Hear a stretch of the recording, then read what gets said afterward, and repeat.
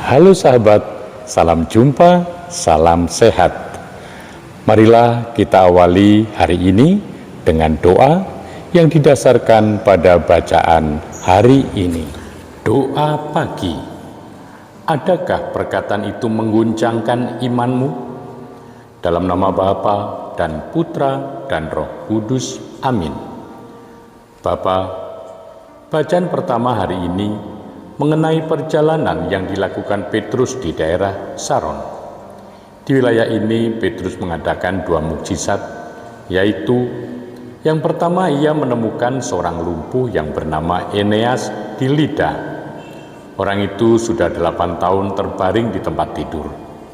Petrus berkata kepadanya, "Eneas, Yesus Kristus menyembuhkan engkau.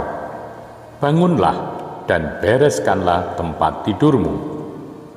Seketika itu bangunlah orang itu. Yang kedua, Petrus menemukan seorang murid perempuan yang bernama Tabita yang telah meninggal di Yope. Jenazahnya sudah dimandikan dan terbaring di ruang atas. Setelah menyuruh orang-orang untuk keluar, Petrus berlutut dan berdoa. Lalu berkatalah Petrus, "Tabita, bangkitlah." Tabita pun membuka matanya, bangun, duduk, dan berdiri.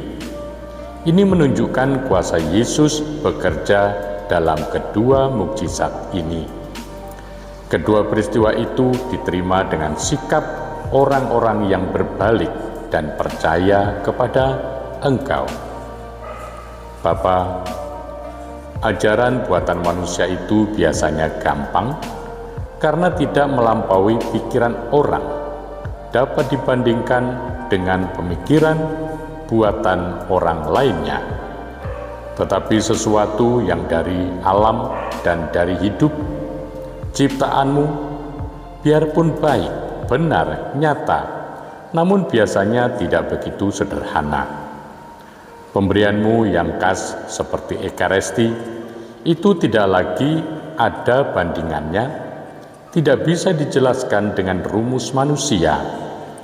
Pikiran manusia harus tunduk, menyerah, mengikuti pernyataan yang unik yang hanya sekali ini sebagai pelimpahan cinta kasih-Mu sampai sehabis-habisnya.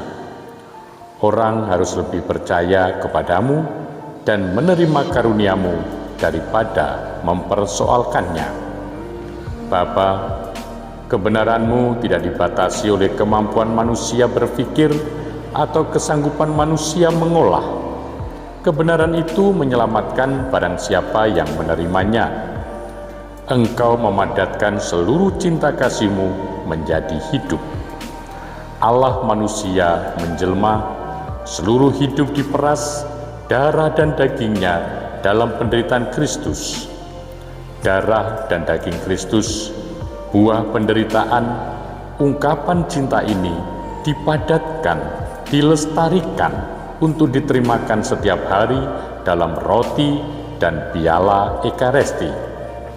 Kejadian semacam ini tidak ada di lingkungan manusia. Kenangan manusia itu terbatas pada angan-angan.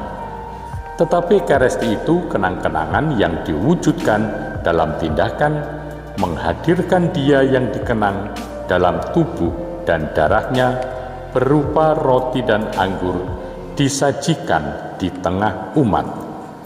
Kristus dapat disantap, diminum, dirasuk hidupnya dalam Ekaristi. Pikiran manusia tidak sampai. Ia harus percaya dan menerima. Tidak mau dan pergi berarti terpisah dari cinta Kristus, tidak menerima hidup Kristus dalam kepenuhannya. Bapa, sumber kebijaksanaan, Engkau mengubarkan hati Santa Katarina dari Siena yang kami peringati hari ini dengan kasih ilahi setiap kali ia merenungkan sengsara Kristus dan melayani gereja-Mu. Semoga berkat doa permohonan dan semangat berimannya, kami, umat-Mu, yang dipersatukan dengan misteri Kristus selalu bersukacita memandang kemuliaan-Nya. Dengan pengantaran Tuhan kami Yesus Kristus yang hidup dan berkuasa kini dan selama-lamanya. Santa Katerina dari Siena, doakanlah kami. Amin. Semoga Allah yang Maha Kuasa memberkati saudari-saudara sekalian, Bapa dan Putra dan Roh Kudus. Amin.